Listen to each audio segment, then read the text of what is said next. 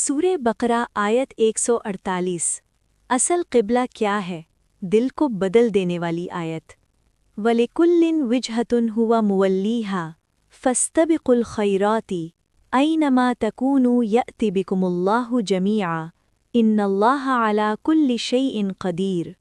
उर्दू तर्जुमा।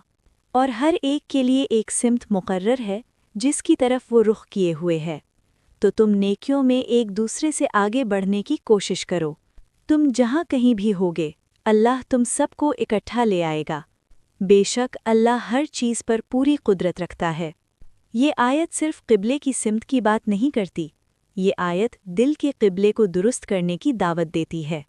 क्या आप जानते हैं, कुरान के नज़दीक मसला ये नहीं कि आप कहाँ खड़े हैं, मसला ये है कि आप किस तरफ जा रहे हैं। कुरान कहता है, हर इंसान का एक रुख है, एक सिमत है, एक मरकज़ी तवज्जो है। मसला ये नहीं कि तुम किस तरफ मुँह करके खड़े हो, असल सवाल ये है तुम्हारा दिल किस तरफ रवां है। इसीलिए फ़ौरन हुक्म आया, फ़स्तबिकुल खैराती, नेकियों में दौड़ लगाओ। ये मुकाबला इबादतों की गिनती का नहीं, ये मुकाबला नीयत की रफ्तार का है। जिसकी नीयत जितनी तेज़ वो उतना ही रब के करीब। फिर फरमाया, तुम जहाँ भी होगे अल्लाह तुम्हें इकट्ठा ले आएगा। ये जुमला सिर्फ क़यामत का ऐलान नहीं, ये एक कायनाती कानून है।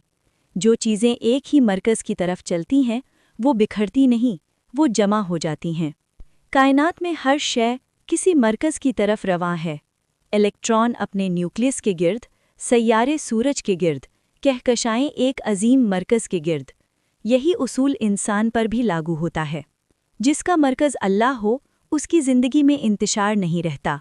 आयत कहती है, सिमतें मुख्तलिफ हो सकती हैं, मगर अगर नेकी मरकज़ बन जाए तो अंजाम एक ही होता है, अल्लाह की तरफ वापसी।